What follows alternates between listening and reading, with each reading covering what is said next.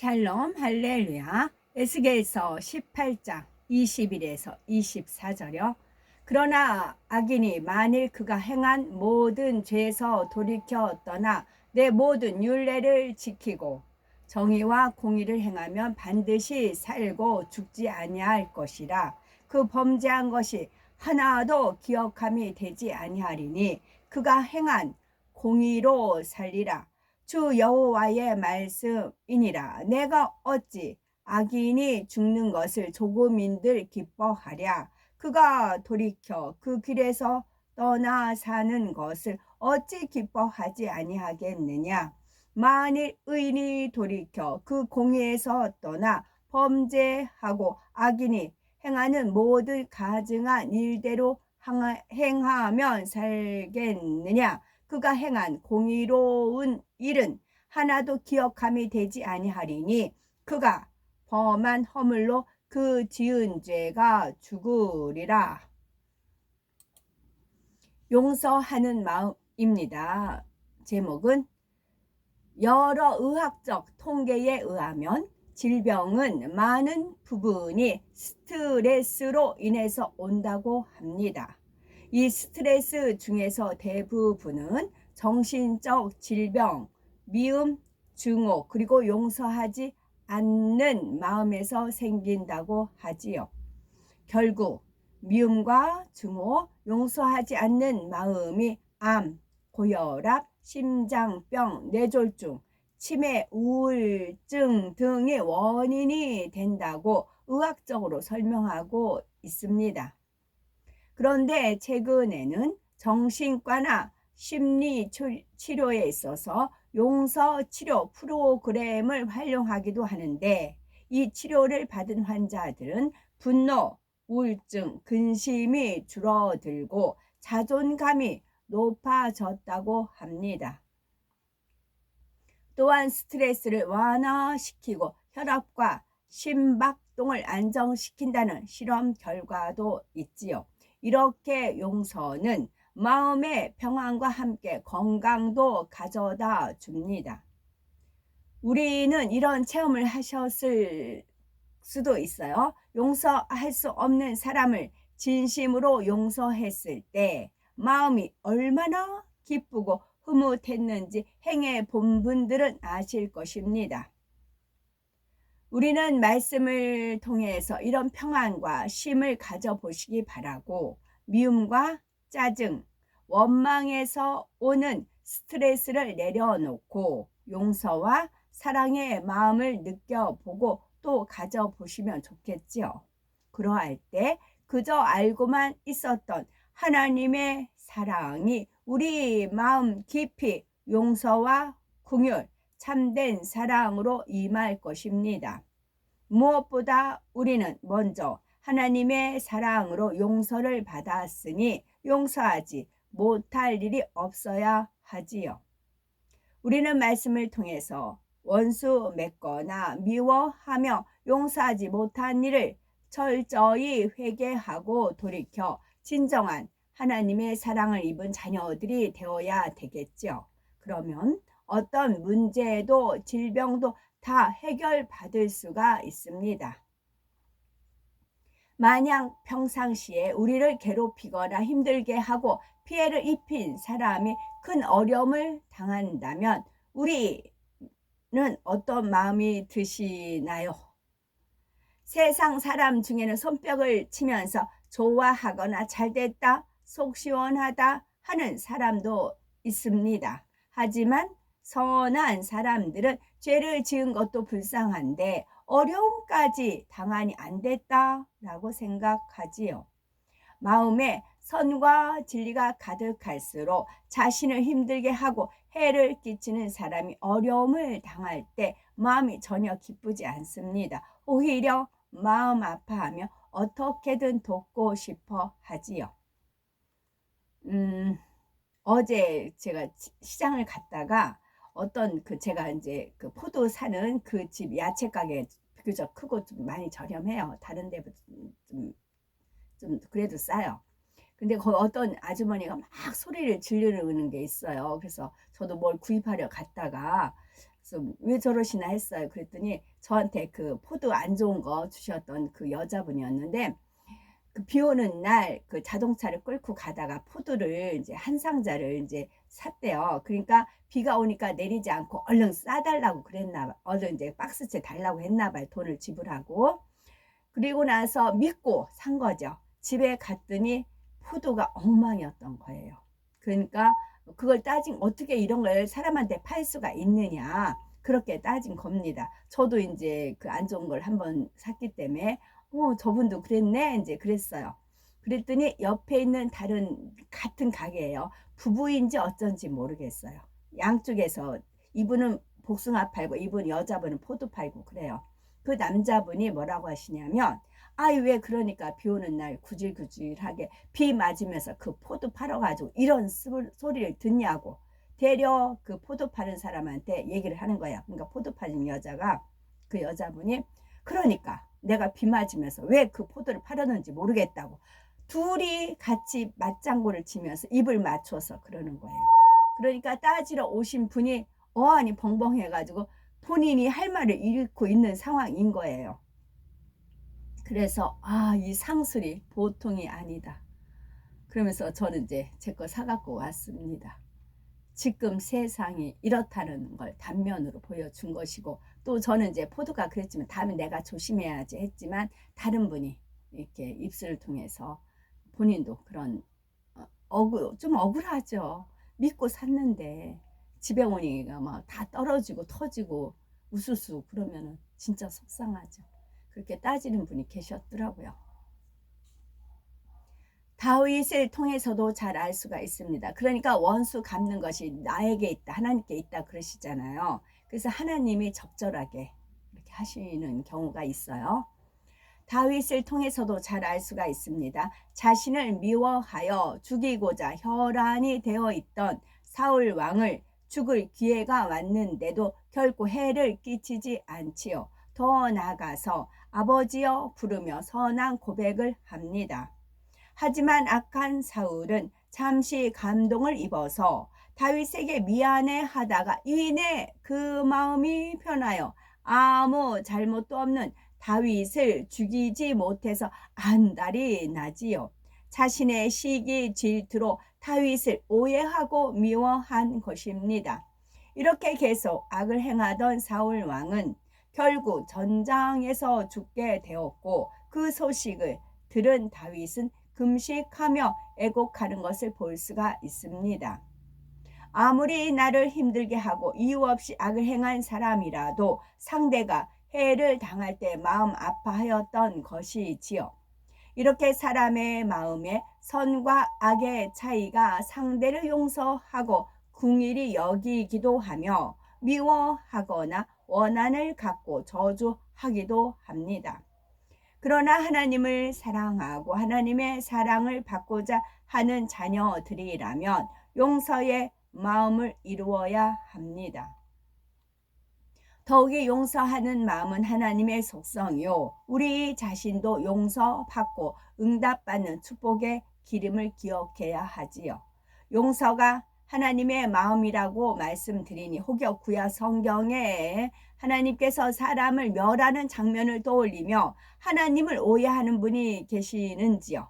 이는 각 사건에 담긴 영적인 뜻을 깨닫지 못하기 때문이며 하나님의 사랑과 하나님의 공의를 모르기 때문입니다.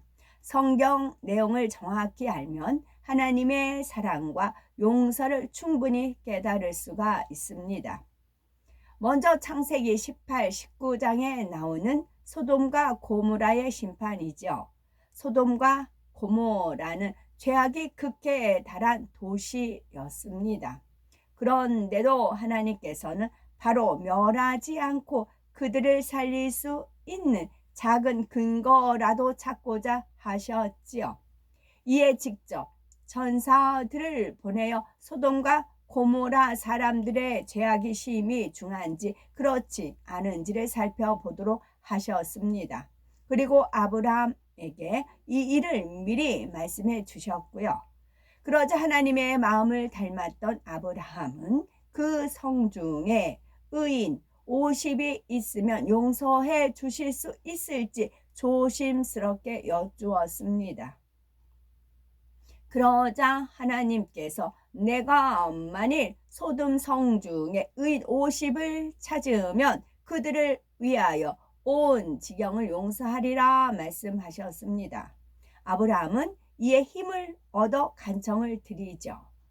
티끌과 같은 나라도 감히 주께 고하나이다. 50의인 중에 5인이 부족할 것이면 그 5인 부족함을 인하여 온 성을 멸하시리까 하며 다시 여쭈었지요. 이번에도 하나님께서는 용서하시겠다고 말씀하십니다. 아브라함은 거기에 포기하지 않고 계속해서 40인, 30인, 20인, 10인의 의인을 찾으며 어떻게 하실지 여쭙지요. 그때마다 하나님께서는 용서를 약속하셨습니다. 이미 그 땅에 롯을 제외하고는 의인이 없음을 잘 알고 계심에도 아브라함의 청을 물리치신 것이 아니라 끝까지 들으시며 어찌하든 기회를 주길 바라셨지요. 하지만 안타깝게도 소돔 성에는 의인 10사람이 없었습니다. 그리고 그들의 악함이 그대로 드러납니다. 하나님께서 그 땅을 살피도록 보내신 천사들은 소돔 땅에 거하던 아브라함의 조카 롯의 집에 머물게 되었습니다. 사람들 눈에는 너무도 아름다운 여인의 모습이었지요. 이에 소돔 고모라 사람들은 롯의 집에 몰려가 너희 집에 온 사람들을 내놓으라 하며 그 여인을 자신들이 취하겠다 합니다. 그러자 롯은 자신의 두 딸을 내어줄 테니 그들에게 아무 짓도 하지 말라 간청하지요. 하지만 심히도 악한 그들은 도리어 롯을 해하려고 하면서 대문까지 부수려 했습니다. 처음 보는 여인을 탐하고자 하는 이 사건만으로도 곧 소돔과 고모라 사람들의 악이 어떠한지를 잘 알 수가 있지요. 그들은 죄에서 돌이킬 수 없는 한계에 달해있기에 아무리 사랑의 하나님이실지라도 공의에 의해서 심판하실 수밖에 없었던 것입니다. 그래도 사랑의 하나님께서는 아브라함을 보시고 롯과 그의 가족을 구원하시고자 하셨지만 롯의 사위들은 하나님께서 성을 멸할 것이라는 롯의 말을 믿지 않다가 결국 그 땅에서 죽음을 당했습니다.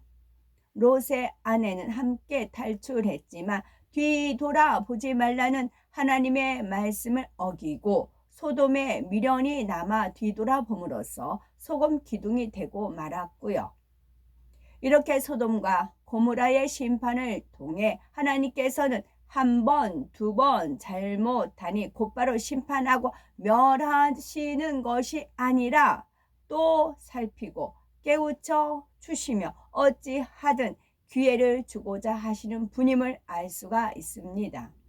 사람이 심히 악하여 멸망을 자초하는 것임을 깨달아야 합니다. 지금도 하나님의 사랑의 권면을 듣지 않고 악에 악을 쌓아간다면 당장 심판을 당하지 않는다 해도 결국 사형 선고를 받은 것과 다를 바 없다는 것을 기억해야 합니다. 다음으로 출애굽한 이스라엘 백성들이 가나안 땅으로 들어가는 과정에서 하나님께서 그 땅에 살고 있던 아모리 족속을 진멸하게 하신 것도 마찬가지입니다. 하나님께서는 아브라함 당시에도 가나안 땅에 살고 있던 아모리 족속의 죄악에 대해서 알고 계셨지요. 또 그들이 이후로 더욱 악해질 것도 아셨지만 400년간 참고 기다리며 그들에게 기회를 주셨습니다. 네 자손이 이방에게 객이 되어 그들을 섬기겠고 그들은 400년 동안 네 자손을 괴롭게 하리니 그 섬기는 나라를 내가 징치할지며 그 후에 네 자손이 큰 재물을 이끌고 나오리라. 너는 장수하다가 평안히 조상에게로 돌아가 장사될 것이요 네 자손은 4대 만에 이 땅으로 돌아오리니 이는 아모리 족속의 죄악이 아직 관영치 아니함이니라. 창세기 15장 13절에서 16절. 즉 아브람 당시에는 아모리 족속의 죄악이 아직 관영하지 않았기에 그 땅을 허락하지 않으시겠다는 것입니다. 그리고 오래 참으시며 기회를 주셨지만 아모리 족속은 돌이키지 않았고 악을 더 쌓아감으로써 결국 죄악이 가득 찼을 때 그 땅을 이스라엘 백성에게 주셨습니다. 더 이상 죄에서 돌이킬 가능성이 없는 그때에 하나님께서 이스라엘 백성을 통해서 그들을 진멸케 하신 것입니다.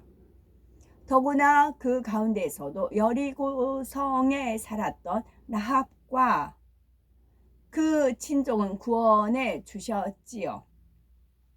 라합은 하나님께서 이스라엘 백성에게 베푸신 놀라운 일들에 대해서 듣고 하나님을 믿고 경외함으로 이스라엘의 정탐꾼을 숨겨주는 선을 베풀었기 때문입니다. 이렇게 하나님께서는 오래 참고 용서하실 뿐만 아니라 이방인 중에서도 의로운 사람은 멸하지 않음은 물론이요 복을 주시는 분이시지요. 또 아무리 족속을 진멸하실 수밖에 없었던 이유는 그들을 남겨두면 이스라엘 자손들마저 우상을 섬기고 각종 사수를 행하며 음란하고 패역하고 부도덕한 악행에 물들 수 있기 때문입니다. 우리가 사는 이 세상에서도 사람들에게 심히 악을 행하며 사기치고 괴롭히는 사람을 용서만 하고 어떤 제재도 가지 않는다면 사회가 얼마나 혼란스럽겠습니까?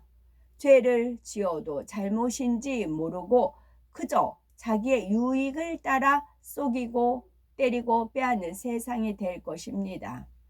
이런 것처럼 하나님께서도 인간 경작에서나 내세에서 공의를 세워 운영하실 수밖에 없는 것이지요. 이런 섬세하신 사랑과 긍휼을 깨닫고 무서운 하나님 심판의 하나님으로 오해해서는 안 됩니다. 우리 아버지 하나님은 용서의 하나님, 사랑의 하나님이십니다. 에스겔 18장 21에서 22절에 악인이 만일 그 행한 모든 죄에서 돌이켜 떠나 내 모든 율법을 지키고 법과 의를 행하면 정령 살고 죽지 아니할 것이라. 그 범죄한 것이 하나도 기억함이 되지 아니하리니 하신 대로 악인이 돌이키며 용서하심은 물론이요 그 죄를 기억지도 않으시는 분이십니다. 이런 하나님의 용서와 사랑이 성경 곳곳에 기록이 되어 있습니다. 이제 사랑의 하나님의 용서와 복을 받은 경우는 요나 선지자 시대에서 살펴봅니다. 당시 니누에는 이스라엘을 괴롭히던 적국 아수르의 수도였습니다. 이 니누에도 심히 부패하여 그들의 악행이 하나님 앞에 상달이 될 정도였지요. 하지만 하나님께서는 그들을 곧바로 멸하지 않고 회개의 기회를 주기 위해서 요나 선지자를 보내 경고하시고자 하셨지요. 그런데 요나 선지자는 의외의 태도를 보입니다. 니느웨로 가라 명하신 하나님의 말씀을 어기고 다시스로 향하지요. 그는 자기 민족을 괴롭히는 적국인 니느웨가 멸망당하길 원했습니다. 그런데 자신이 가서 경고할 때 니느웨의 사람들이 회개하면 하나님께서 용서해 주실 줄 알았기에 니느웨로 가지 않으려 했던 것이지요. 이에 요나는 하나님의 낯을 피해서 다시스행 배에 올라 배 밑창에서 자고 있었습니다. 하지만 그 배는 큰 풍랑을 만나게 되었고 벗어나려고 최선을 다해 보았지만 파선할 위기에 놓이고 말았습니다. 그러자 이 재앙이 누구 때문인지 알기 위해서 제비를 뽑았을 때 영락없이 요나가 뽑혔고 요나를 바다에 던지니 바다는 이내 잠잠해졌습니다. 이제 요나는 어떻게 되었을까요? 용서하시는 하나님께서는 하나님의 낯을 피하고 불순종한 요나마저도 그냥 멸해버리지 않고 한 번 더 기회를 주십니다. 요나가 자신의 나라와 민족을 사랑하는 마음으로 그렇게 행했다는 것을 알기에 용서받을 수 있는 기회를 주셨지요. 큰 물고기를 예배해 두셨다가 그를 삼키게 하셨고 요나는 그 물고기 뱃속에서 사흘 밤낮을 지내며 불순종한 것을 철저히 회개합니다. 기도를 들으신 하나님께서는 용서하시고 물고기가 그를 육지에다 토해내도록 하셨고 결국 요나는 니느웨로 가서 40일이 지나면 니느웨가 무너지리라 외쳤습니다. 니느웨가 규모가 큰 성읍이라 그 전체를 돌려면 3일이 걸리지만 하루만 외쳤는데도 놀라운 일이 생겼습니다. 온 백성이 하나님을 믿고 금식을 선포하고 하나님 앞에 회개하였고 그 소문이 왕에까지 들리자 왕도 마찬가지로 회개하며 조서를 내려 선포합니다. 사람이나 짐승이나 소떼나 양떼나 아무것도 입에 대지 말지니 곧 먹지도 말 것이요 물도 마시지 말 것이며 사람이든지 짐승이든지 다 굵은 배를 입을 것이요 힘써 여호와께 부르짖을 것이며 거기 악한 길과 손으로 행한 강포에서 떠날 것이라. 하나님이 혹시 뜻을 돌이키시고 그 진노를 그치사 우리로 멸망치 않게 하시리라. 그렇지 않은 줄을 누가 알겠느냐 하였지요. 입술로만이 아니라 행함으로 온전히 돌이키는 철저한 회개를 하는 것을 볼 수가 있습니다. 그래서 니느웨는 이방인들이기에 혹시라는 말을 사용했지만 하나님을 믿는 우리는 혹시 하는 의심을 품으면 아니 됩니다.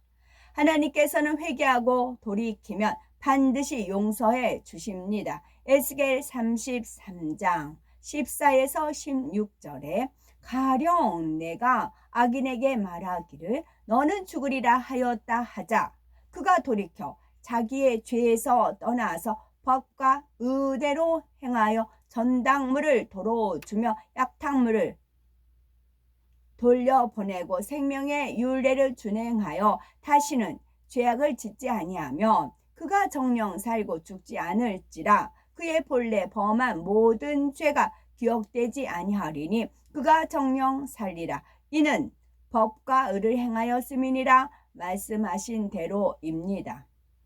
그런데 여기서 명심해야 할 것은 회개할 뿐만 아니라 다시는 죄악을 짓지 않고 계명대로 지켜 행해야 한다는 것입니다. 예수님께서도 38년 된 병자나 38년 된 병자나 가늠한 여인을 용서해 주시고 다시는 죄를 범치 말라 당부하셨지요. 또한 베드로후서 2장 20절에 만일 저희가 우리 주 대신 구주 예수 그리스도를 알므로 세상의 더러움을 피한 후에 다시 구중에 얽매이고 지면 그 나중 형편이 처음보다 더 심하리니 말씀하고 있습니다. 이어서 22절에는 죄를 짓고 회개한다 해놓고 돌아서서 또 죄를 짓고 다시 회개하고 하는 사람의 모습을 개가 그 토하였던 것에 돌아가고 돼지가 씻었다가 더러운 구덩이에 도로 누웠다라는 비유를 설명하면서 이런 사람은 용서받지 못함을 말씀하지요. 그러나 회개하고 다시는 죄를 짓지 않으면 용서받음은 물론이요 전에 범한 모든 죄도 기억지 않겠다 하십니다. 니누의 백성들이 역시 철저히 회개하니 하나님께서 뜻을 돌이키시고 그들에게 내리리라 말씀하신 재앙을 내리지 않고 용서해 주셨습니다. 그런데 요나는 이를 기뻐한 것이 아니라 오히려 화를 내고 불평하지요. 여호와여 원컨대 이제 내 생명을 취하소서. 사는 것보다 죽는 것이 내게 나음이니이다 라고 하면서 속상해 하지요. 그러고는 혹시나 하는 마음에 성에서 나가 초막을 하나 짓고 그 그늘에 앉아 이제 성읍이 어떻게 되나 바라보고 있었습니다. 하나님께서 그런 요나에게 깨우침을 주기 위해서 박넝쿨을 자라게 하여서 시원한 그늘을 만들어 주시니 요나는 몹시 기뻤지요. 니느웨가 있는 중동 지방은 태양이 매우 강렬한 반면에 습도가 적어서 그늘 아래 있으면 더위를 피할 수가 있습니다. 그런데 다음 날 새벽 하나님께서 벌레를 보내서 박넝쿨을 갉아먹게 하시니 이내 시들어 버렸습니다. 아침이 되어 햇빛이 강하게 내려쬐는 데다가 뜨거운 통풍까지 부니 요나는 너무 더워 정신이 몽롱하여 차라리 죽는 것이 낫겠다고 말했지요. 그때 하나님께서 요나에게 네가 이 박넝쿨로 인하여 성냄이 어찌 합당하냐? 라고 물으십니다. 그러자 요나는 내가 성내어 죽기까지 할지라도 합당하니다 하며 하나님께 대들기까지 합니다. 보통 사람 같으면 이런 요나의 대답에 진노할 수도 있는데 하나님께서는 참으로 감동적인 말씀으로 그를 깨우쳐 주십니다.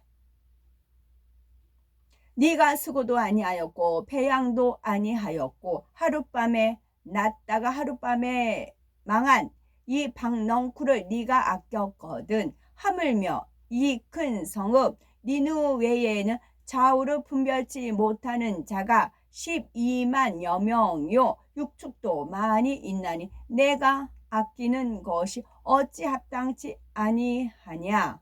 이렇게 느느웨 백성은 악독하였지만 자비하시고 노하기를 더디하시며 인자하신 하나님께서는 결코 악인의 멸망을 기뻐하지 않으시고 오히려 그들이 돌이켜 용서받기를 원하셨습니다.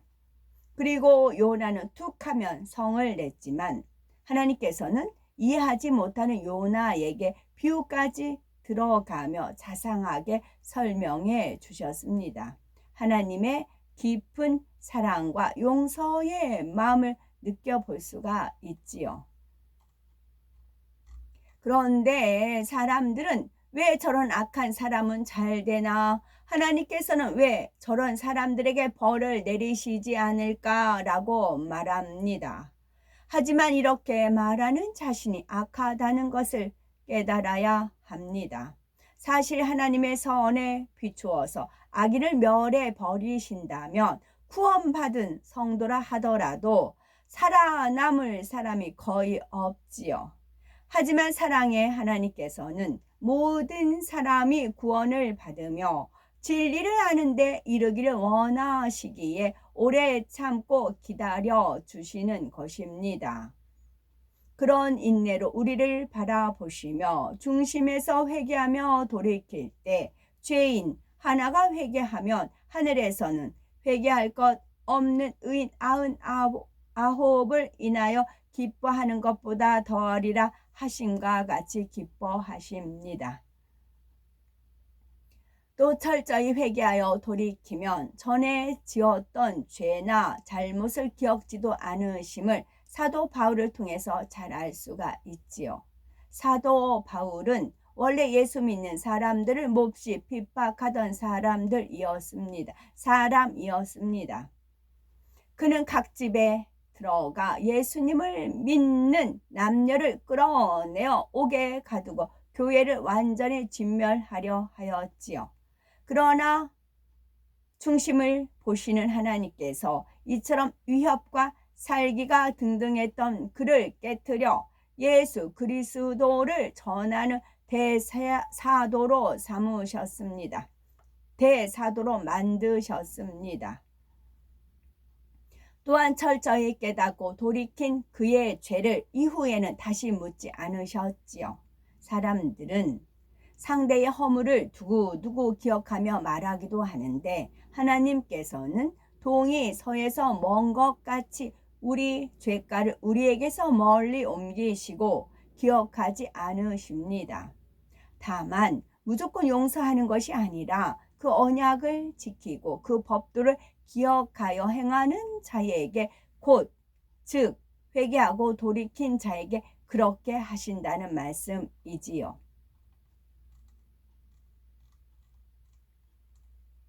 이렇게 용서하시고 복 주시는 좋으신 하나님이 계신데 아직도 세상 어두움에 짝하며 죄의 짐에 고통받는 분이 계신지요. 이제 용서의 하나님, 사랑의 하나님께 철저히 내 자신의 잘못을 회개하고 그리고 돌이켜서 다시는 죄를 짓지 않을 때 용서받고 구원받은 참 평안과 행복이 임할 것입니다. 요한복음 8장에도 가늠하다 현장에서 잡혀온 여인을 용서하시는 예수님의 사랑이 나옵니다. 예수님께서는 여인을 정죄하던 사람들을 물리치시고는 나도 너를 정죄하지 아니하노니 가서 다시는 죄를 범치 말라 하시며 참된 평안을 주셨지요. 하나님께서는 죄를 미워하시는 것이지 죄에서 돌이킬 때에는 악인을 악인이라 하지 아니하고 오히려 그 죄를 없게 해 주시며 의인이라 칭해 주십니다. 이렇게 하나님은 회개하는 심령을 찾으시며 그가 통해 자복하며 과거의 모든 죄를 묻지 않고 용서하시지요. 우리는 이런 하나님의 용서와 사랑으로 구원받아서 하나님의 자녀가 되었습니다. 그런데 이 큰 용서와 사랑을 받은 우리가 아직도 다른 사람을 용서하지 못하고 미워하며 원망하고 원수를 맺고 있다면 이는 하나님의 용서에 감사하는 삶이라 할 수가 없습니다. 더더욱이 우리가 서로 용서하고 사랑하며 화목을 이룰 때 하나님의 응답을 받을 수가 있는 것입니다. 마태복음 5장 23에서 24절에 그러므로 예물을 제단에 드리다가 거기서 네 형제에게 원망 들을 만한 일이 있는 줄 생각나거든 예물을 제단 앞에 두고 먼저 가서 형제와 화목하고 그 후에 와서 예물을 드리라 하였습니다. 즉 하나님께 드리기로 한 예물은 반드시 드리되 형제를 미워하는 마음, 용서하지 못한 마음을 돌이켜 화목을 이루고 예물을 드려야 하나님께서 기뻐 받으시고 축복하신다는 것이지요. 꼭 기억해야 할 것은 나는 남을 용서하지 못하면서 나 자신의 죄와 허물을 어떻게 용서받을 수 있을까 하는 것입니다. 예수님께서 가르쳐 주신 주기도문에도 우리가 우리에게 죄 지은 자를 사하여 준 것 같이 우리 죄를 사하여 주옵시고 라고 했습니다.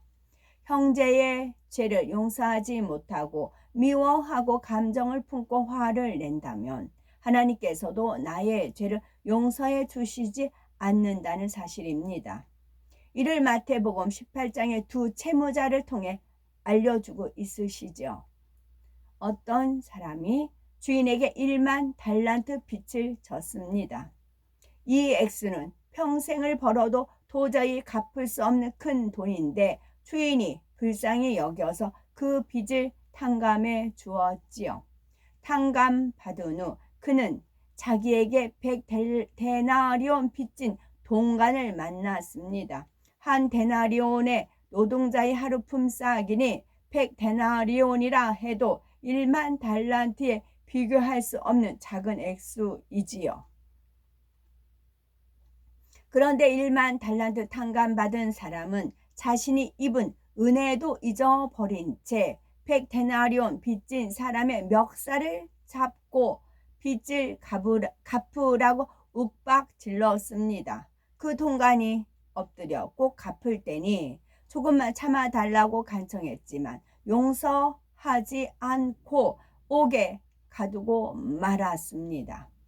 이 일을 알게 된 주인은 그를 불러 이 악한 종아, 네가 빌기에 내가 네 빚을 모두 탕감하여 주었거늘 내가 너를 불쌍히 여김과 같이 너도 네 동간을 불쌍히 여김이 마땅치 아니하냐 라고 하면서 노하여 그 빚을 다 갚도록 옥졸에게 넘겼지요.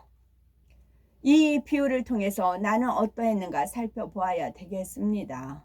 하나님께서는 나를 구원하시기 위해서 독생자 예수님을 십자가에 죽게 하시기까지 큰 사랑을 베풀고 모든 죄를 용서해 주셨습니다. 말로 할 수 없는 큰 용서를 받은 우리가 용서하지 못할 상대의 죄와 잘못이 무엇이 있겠습니까?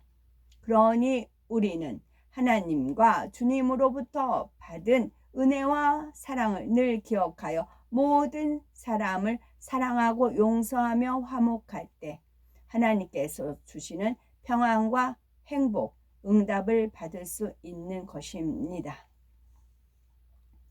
우리는 말씀을 통해서 하나님의 사랑과 하나님의 용서하는 마음을 느껴보셨을 것입니다. 하나님께서는 죄는 미워하되 사람은 사랑하십니다. 죄를 미워하실 수밖에 없음은 그 죄로 인해서 우리가 사망으로 가기 때문입니다.